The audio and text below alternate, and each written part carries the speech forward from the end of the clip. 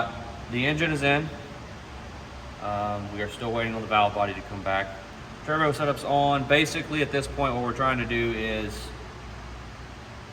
Andre from S&S is going to wire this for us. He wants it to be basically turnkey, ready to rock and roll, minus the wiring. So we're trying to get EGT sensors in, pressure sensors in, we've got distribution blocks, we've got to get fuel system plumbed. We're redoing a bunch of stuff, redoing the charge pipe. I'm playing with the idea of going to a Waterman pump from the electric pump. Playing with the idea of moving the fuel pump up here once all this fender stuff's gone, because we'll have the fiberglass front clip. Fuel cell. Also working on, yeah, fuel cell. Just playing with, trying to figure out how to lose weight and make everything more streamlined and efficient. So we've always had an issue with fuel supply from the back to the front. I suspect some of it's from G-force, some of it's a lot of hose for it to go through. We fixed that in the past slightly by going to a 70-pound spring in the fuel pump, and then we ran an air motor regulator up front, which regulated it back down to like 20 pounds up to here, and that helped a lot. So anyways, we're just working on getting sensors mounted. We've got, like I said, distribution blocks that are going to be mounted on the firewall on either side, and then we're going to do high pressure lines over to each sensor, so that way everything's clean, tidy, none of the sensors on the engine. It should look nice when we're done. So the end goal with this setup is end up with the Motec running everything, not multiple systems like we had before. I'm just trying to streamline so that we can take a setup that worked every now and then and make it work consistently. So we've been 507, best mile an hour is 142. The 507 pass was actually like 138.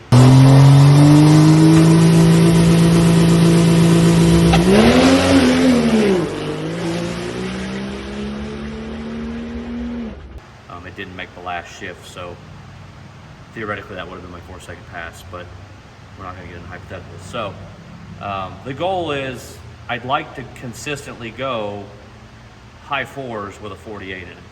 I really have zero desire to put a Turbo 400 in this truck. That's not what this truck was ever meant to be. We got a little out of hand when we decided to go to Pro Street, and we got done with it. The Motec was my last. Like, I'm not spending any more big money on this other than just upkeep. So that's where we're at. We're trying to just put everything in place so that we've got fail safes. So if we see a EGT sensor mess up or something, it'll catch it and pull it back. If it sees crankcase pressure, it'll shut it down. If we lose fuel pressure, it'll shut it down. If we lose oil pressure, shut it down. I want to keep from blowing an engine up because we couldn't see the data till after the pass. I want the ECM to see the data, catch it, and resolve the issue or shut the truck off, just to keep from having to have major failures.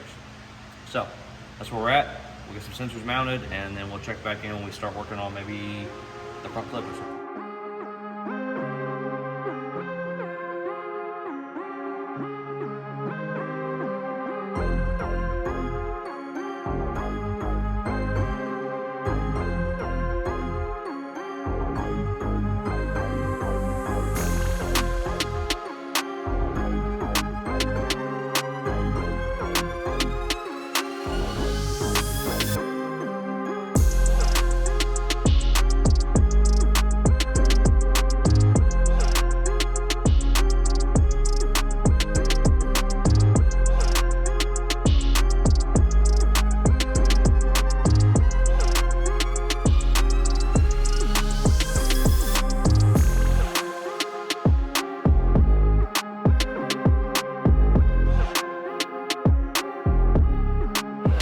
All right, so quick mid-video update. So we had previously said we were gonna take the truck to Andre at S&S. He was gonna do the wiring for the Motec for us.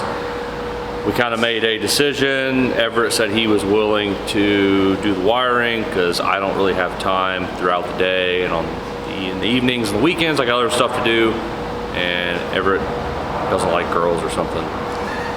You can put that in the video or not, it doesn't matter.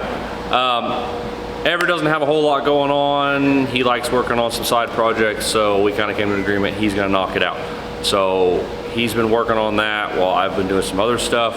Andre's pretty busy as it is, and he was kind of doing it as a charity case to do it. He had told me previously he would do the wiring, and then they started moving everything to Modern Racing in North Carolina.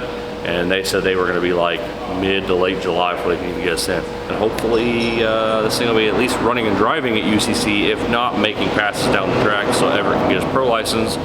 If things go really good, which they probably won't, this time frame is ridiculous, we might potentially be able to get him his pro license in Mitchell's truck so that we can just throw him in Pro Street. Anyways, mid-video update, that's where we're at. Wiring's getting done, piping's getting done, fuel system's getting done. Things are going good. We're having a good time. We're not stressing too much about it. It makes the truck more fun that way. So anyways, hope you guys enjoy the rest of the video.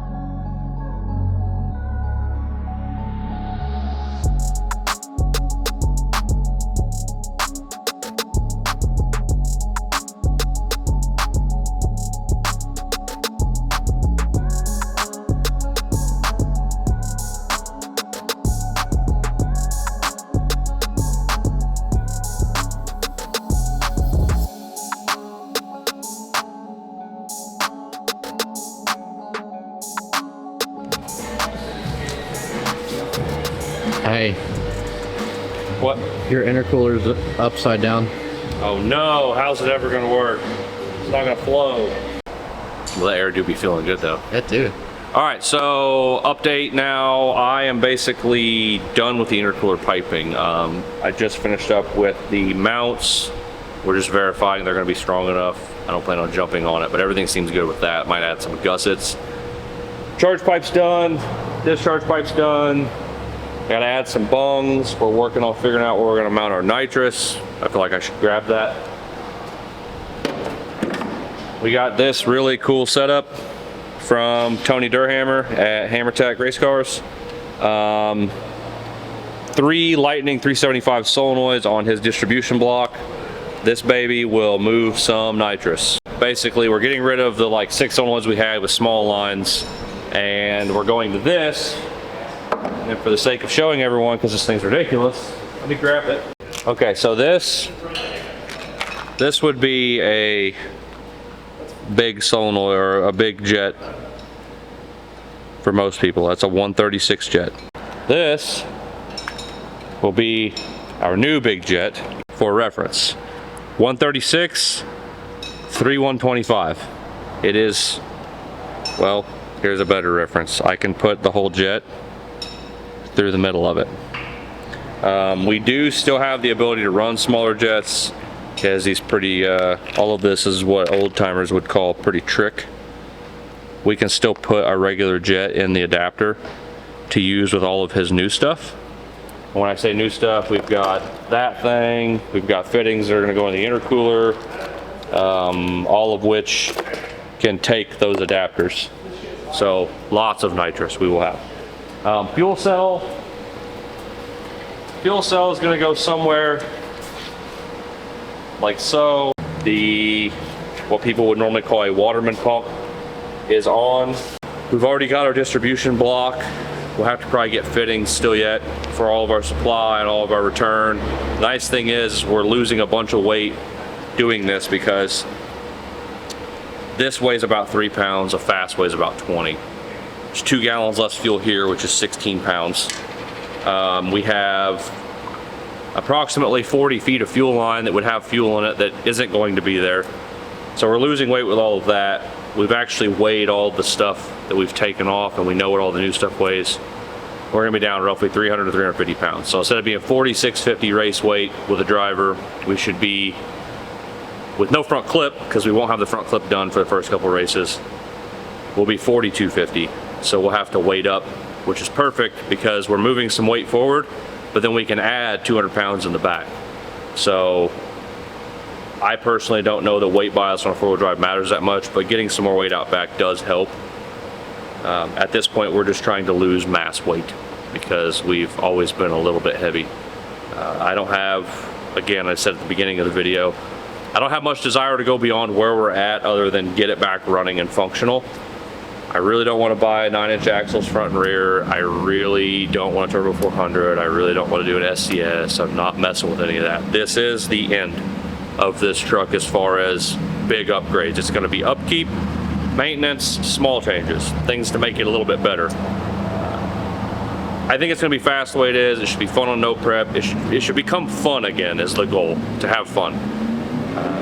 And then Everett's going to get to drive it, so he'll have fun. I'll have probably more fun watching it. It stresses me out more than building it, driving it, because when the truck doesn't work, it pisses me off because I know I can make it, like I know I can race, but the truck has to work, and we were having truck issues the last year and a half. So hopefully we're beyond all that, start going A to B, having fun again. So for now, I'm going to get back to mounting things. Fabricator. You didn't fabricate nothing. You just put a bolt. Talk about, I am fabricating right now. I'm tightening a bolt, therefore fabricator. So anyways, it says it's going to go roughly like that. Exhibit A. That literally works perfectly. I mean, obviously I'm going to add things. I'd say just like that is fine. Just put some hoses on it. I mean, the cool thing is I've got these bolts here. Let's move this dipstick to this bolt and like rotate it so it's down low, and then I can come off here. I don't know how high your fittings are going to be, or how high the hood is, but it's, I mean, it's not fairly high, but if you do like I'll do a 180. Yeah. Well, this is the vent. Nothing has to go on that one. Okay. And the closer you get to the center, that's a solid point, Mitchell. I don't know if that's, I could go down one hole here. Well, let me get my appropriately sized wrench here. Please hold for a brief message from our sponsors. Insert April's face. Yeah, that works. I think it looks better down there anyways. Calibrated eyeball here. That's pretty close. Which needs to be there. I mean, that doesn't look terrible. I think it looks, It's not the it worst. looks way better with down the one hole it went. Cool thing is I could come off here Come off there. and You know put a where little else you thing, can come off of? and I come off right here. Come off of there too. Yeah. Yeah. Just a rod. It's attached to your rod. Hey, make sure you like double down on those welds there, but I don't want that cracking. Oh, I'd like it just jingling around like that. Yeah. Can't crack when it's not solid. Favorite type of weed was a crack. Yeah, that looks really nice. I really don't hate it. Wow. We need to get in and say wow. Yeah. How's it look from back there? It looks good. It looks like it's not fully mounted, but it's definitely there. Am I close? Yeah. Can you see my ball this extra close? New alternator. One wire. Key on, key off. Charging. Something that we had talked with Andre about when we were talking about doing this is that I don't want to go to 16 volt. I don't want to have to deal with recharging it. There's a possibility we're going to put water in the head and I don't think we'll do drag and drives. It could be possible. Street drives. Street drives. Like if we entered a street class, it wouldn't take much for us to make it street by most street class standards. Because Motec is really easy to do that with. Yeah, we can actually control lights and everything. So the one thing that we don't know how to do with Motec is control an alternator. So instead of trying to figure it out, it's very easy to buy a single wire alternator. So this is going away. This is not going there. We got a bracket that we're going to put here. This is going to go as such. And then we're gonna have dual alternators. Yeah, dual alternators for more lights and power. So mount that down low. That'll also give us the ability to turn this and come out the front. This was cool, but our buddy Gideon is all about like very technical things, and his complaint was this is a low pressure zone. there's not a lot of airflow that actually gets ran into this. Now obviously the turbo's pulling air, so it would find air from here, and it's better than hot engine bay air. Granted, our engine bay is not really much of an engine bay, it's very open, but if you move it from here to up here, now you've got a high pressure zone where there's air hitting the front and it has to find a home. So at that point, if you can put it at the front of the truck, you now effectively have a nitrous compound turbo setup. The faster you go, the more air your turbo gets. Technically triples because we have nitrous or turbo in a bottle. Yeah. So anyways, this will be good, just having the extra airflow coming in at speed. Fun fact about this truck that I don't know if I've said in the video. The truck is low, not because we did magical stuff up here, but I dropped the body like 3 inches when we built the cage. So the body is 3 inches lower than factory. So then we run into this issue where this giant turbo on this barely angled manifold still ends up with, well, it's actually about right there if I remember right. I think that's why that's got a notch in it. So we have to cut a sliver out of the opening. Well, if you do this, now you've got this giant shape, and there's a strut that runs right through here for support. So we're gonna move that, that'll be good. That's probably still not gonna be there. The exhaust is probably gonna come back out the side because that was my favorite exhaust we had. So again, lots of changes, lots of good changes, but still lots of changes. So Everett needs to hurry up and get the wiring done because I'm gonna be done with fabbing before he's done with wiring. Bet. I mean, you will be. So anyways, that's where we're at. I don't know if this is gonna be the end of the video or the beginning of the video, middle of the video, but hopefully you guys enjoyed the video. Like, subscribe, comment, share, all that good stuff. See you next time. Great job, Greg, eh? We got a big shot now. Tell him. Oh, Tell boy. him. Oh boy. Subscribe and hit that bell, please. That bell notification. That icon hair, on though. YouTube has got the algorithm. Hey, Jeffords, when are we gonna cut that hair? Oh, ditto. Turn the camera. Yeah, flip that bad boy. Flip. Look at this shit. That's literally You guys just need to join. You just need to join the helmet whole up game there. club. You could ride a motorcycle and probably be better protected than I am wearing my helmet. Hey, what am I getting for Christmas this year, Mom? With your cigarette in your fucking hand. Hold it up for the camera. Mel Gibson in the 80s. That's actually a pretty good reference. Mel Gibson from Braveheart.